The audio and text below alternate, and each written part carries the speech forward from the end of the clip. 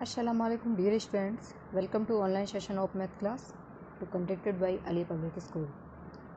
Student, in previous lecture we have complete exercise 2.1. So today we are going to start exercise 2.2. Remember points. Student, exercise question solve करने से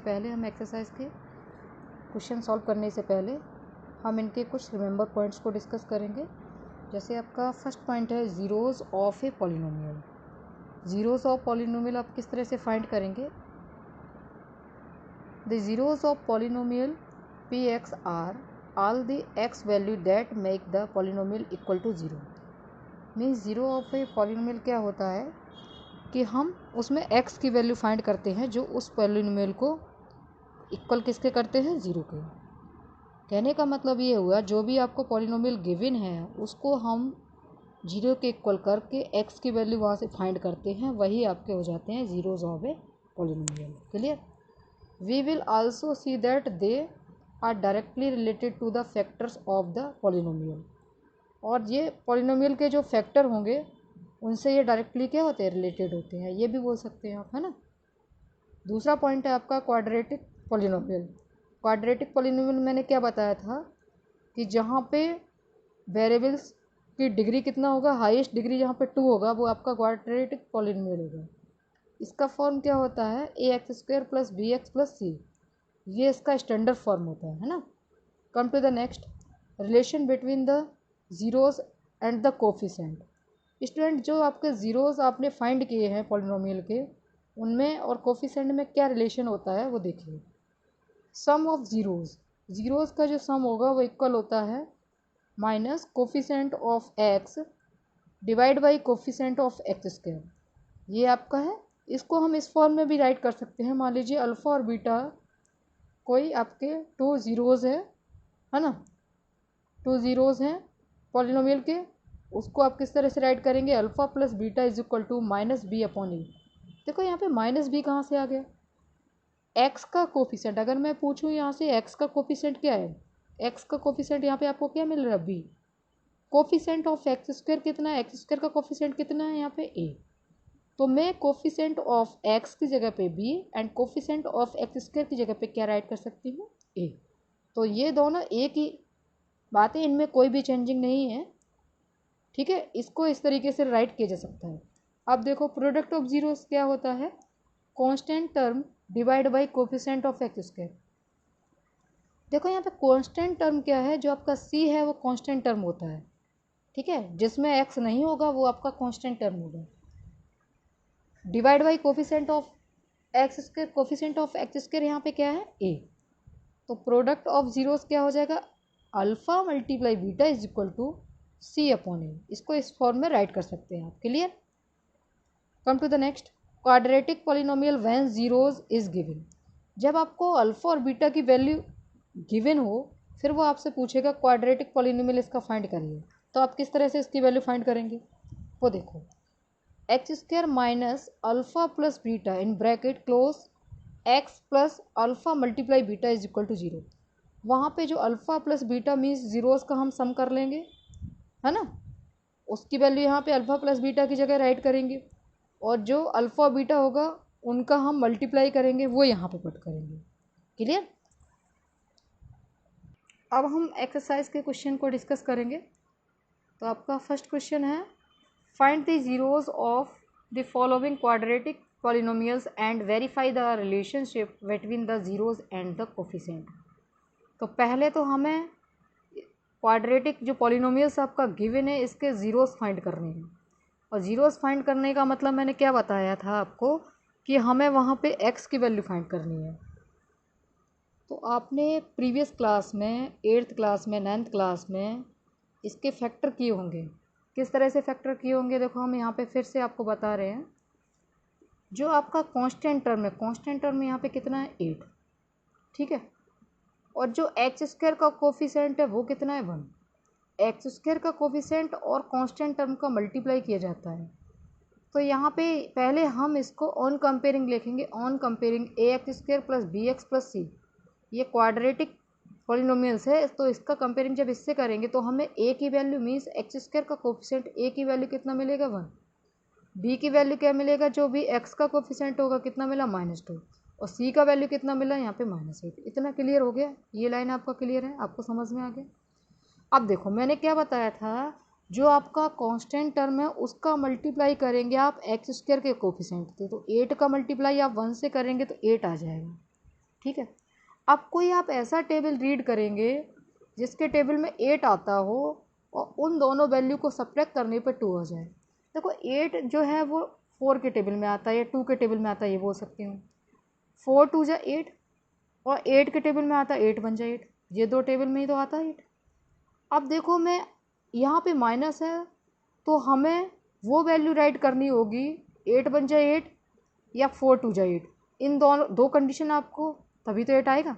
वो value right करनी होगी जो subtract करने पर आपको क्या मिल जाए 2। अगर मैं ये राइट करूँगी 8 मल्टीप्लाई 1 तो 8 से 1 सब्ट्रैक्ट करोगे 7 मिलेगा, और 4 से मल्टीप्लाई 2 करोगे तो 8 मिलेगा, 4 से 2 सब्ट्रैक्ट करने पर हमें 2 मिल जाएगा। मीन्स वे हुआ, हमें यहाँ पे सब्ट्रैक्ट का साइन है ना, नेगेटिव साइन है, तो हमें उन फैक्टर को राइट करना होगा जो मल्टीप्लाई करने पर हमें 8 मिल जाए और सब्ट्रैक्ट करने पर कितना मिल जाए 2। तो देखो मैं क्या करूँगी, यहाँ पे 4 2 जा 8 होता है और 4 में से 2 सब्ट्रैक्ट करूँगी 2 मिलेगा। तो यहाँ पे जो आपका 2 है इसके फैक्टर करना बता रही हूँ मैं आपको। यहाँ पे ये जो आपका 2 है उसकी जगह पे आप क्या राइट करेंगे 4 - 2। क्लियर हो गया। अब आप ये नहीं कह सकते मुझसे कि आपने 5 - 3 क्यों नहीं किया, तब भी तो 2 बचेगा। अरे 5 - 3 अगर मैं कर देती तो 2 तो मुझे मिल जाता, बस 5 और 3 का मल्टीप्लाई क्या मिलता, 8 नहीं मिलता। तो आपको वो फैक्टर राइट करने हैं जो आपको मल्टीप्लाई करने पर क्या दे रहे हैं 8। क्लियर हो गया। अब देखो यहाँ पे एक्स स्क्वायर माइनस का मल्टीप्लाई 4 में किया -4x हो जाएगा। अब ये नेगेटिव जो यहाँ पे मल्टीप्लाई करेंगे नेगेटिव का मल्टीप्लाई नेगेटिव से ये हो जाएगा पॉजिटिव, है ना, और 2 का मल्टीप्लाई एक्स किया तो 2x -8। अब इन दोनों टर्म से आपके पास क्या कॉमन मिल रहा है आपको x। जब कॉमन x मिल रहा है, कॉमन लेने का मतलब होता है डिवाइड करना, तो यहाँ पे इसके पास क्या बचेगा x, इसके पास क्या बचेगा 4। अब देखो यहाँ पे यहाँ से दोनों टर्म से क्या कॉमन मिल रहा है 2। जब यहाँ से 2 कॉमन लोगे तो 2 का डिवाइड करने का मतलब x, और यहाँ पे 2 का डिवाइड करोगे तो 4 मिलेगा, है ना।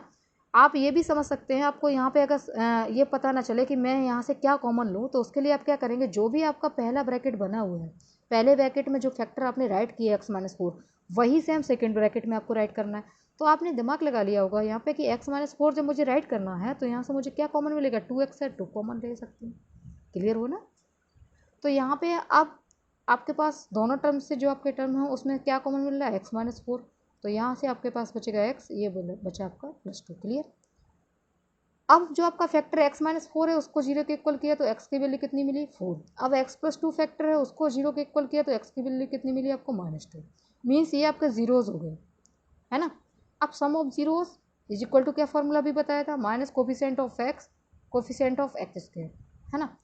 तो sum of zeros means zeros आपके कितने हैं, एक तो आपका 4 आया और दूसरा जीरोज कितना आया -2, इन दोनों का सम करो। अब minus coefficient of x, coefficient of x यहाँ पे देख लो, कोफिशिएंट ऑफ x कितना है -2 और कोफिशिएंट ऑफ x स्क्वायर कितना है 1।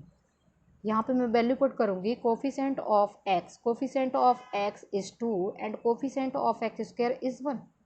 यहाँ पे पुट करना है, नेगेटिव साइन को नेगेटिव किस जगह मैंने राइट किया, और कोफिशिएंट ऑफ x कितना है -2, कोफिशिएंट ऑफ x स्क्वायर कितना है 1। क्लियर हुआ। अब देखो ये नेगेटिव है ये पॉजिटिव है, तो ये कन्वर्ट हो जाएगा किस में, नेगेटिव में, है ना। 4 से 2 सब्ट्रैक्ट किया 2, और ये नेगेटिव ब्रैकेट के आगे कोई भी नेगेटिव साइन हो और ब्रैकेट के अंदर वाला साइन नेगेटिव हो तो क्या हो जाता है, पॉजिटिव हो जाता है। या इस तरह से आप समझ सकते हैं, नेगेटिव और नेगेटिव का मल्टीप्लाई क्या होगा पॉजिटिव।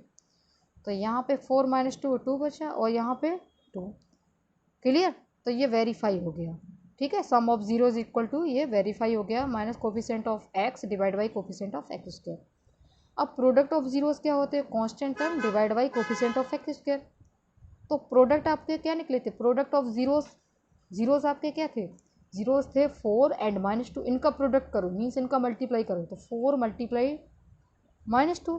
कांस्टेंट टर्म कितना था आपका क्वेश्चन में, आप देख सकते हैं कांस्टेंट टर्म कितना था 8, है ना, और कोफिशिएंट ऑफ x इसके कितना था 1, तो मैं इसको क्या राइट करूँगी -8/1। ठीक है, तो 4 2 जा -8 और 8 में जब 1 का डिवाइड करूँगी तो -8। तो ये आपका वेरीफाई हो गया। क्लियर।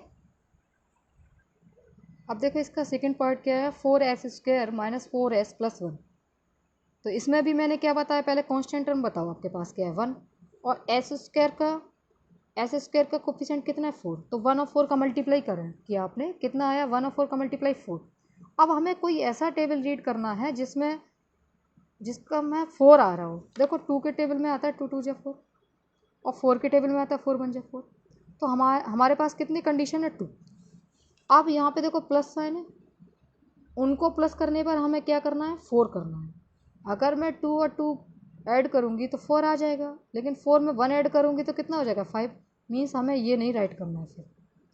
तो मैं इस 4 की जगह पे क्या राइट करूँगी 2 + 2। क्लियर हुआ। On comparing ax² plus bx प्लस c a is equal to 4, b is equal to -4 and c equal to 1। Clear. 4x² minus 4 की जगह मैंने क्या पुट किया 2 + 2 s bracket close plus 1। 4x² s² minus ये negative का multiply 2 में करेंगे तो 2s हो जाएगा, ये नेगेटिव का मल्टीप्लाई इधर करेंगे तो -2s हो जाएगा प्लस 1। अब इन दोनों टर्म से मैं 2s कॉमन ले रही हूँ, 2s कॉमन लिया तो 2s - 1, और यहाँ से -1 कॉमन लिया। -1 क्यों दे रहे हैं, देखो यहाँ पे आप देखिए ये -2 है 2s है, अगर मैं -1 + 1 कॉमन लूँगी तो ये नेगेटिव आएगा ब्रैकेट में, और पहले वाले ब्रैकेट में आपके पास क्या है 2s वैल्यू है। तो आपने ये देख लिया यहाँ पे मुझे नेगेटिव -1 कॉमन लेना होगा, है ना। तो ये हो जाएगा 2s - 1। अब 2s - 1 देखो दोनों टर्म्स में है, तो 2s - 1 अगेन कॉमन लिया तो यहाँ पे फिर बचा 2s - 1। तो 2s - 1 को किसके इक्वल करोगे 0 के, तो 2s = 1, s = कितना हो जाएगा 1/2, 2 का डिवाइड कर देंगे आप, है ना। तो दोनों ब्रैकेट सेम है तो s के दोनों जीरो मीन्स पॉलिनोमियल्स ऑफ 0 कैसे आएंगे सेम आएंगे। तो s की वैल्यू हो गई 1/2, ये भी 1/2 हो गई। अब सम ऑफ जीरोस आप किस तरह से फाइंड करेंगे।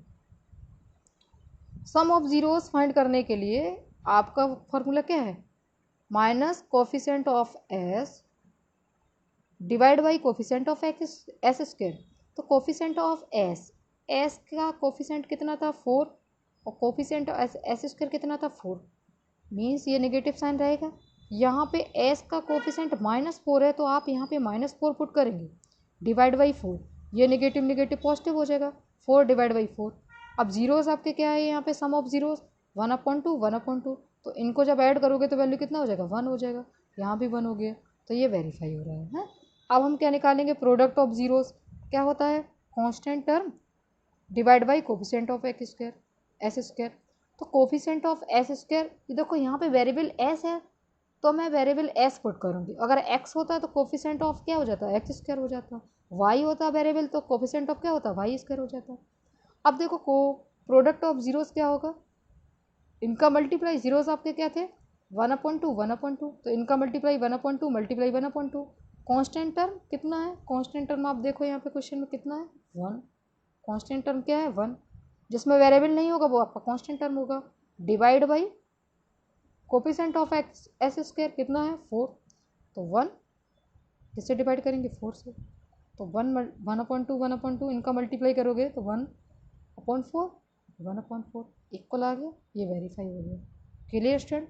तो स्टूडेंट आज मैंने केवल आपको क्वेश्चन नंबर 1 के 3 पार्ट बताए हैं, ये 2 पार्ट एक्सप्लेन करके बताया, इसका 3 पार्ट और मैंने सॉल्व किया, उसको भी आप सॉल्व करेंगे। तो इनको आपको नोटबुक पे कंप्लीट करना है, और जो भी रिमेंबर पॉइंट्स बताए हैं उनको भी राइट करना है, साथ में उनको लर्न भी करना है। और किसी भी क्वेश्चन में आपको कहीं भी प्रॉब्लम आ रही हो तो उसके लिए आपको डिस्कस करना है। Okay, thank you.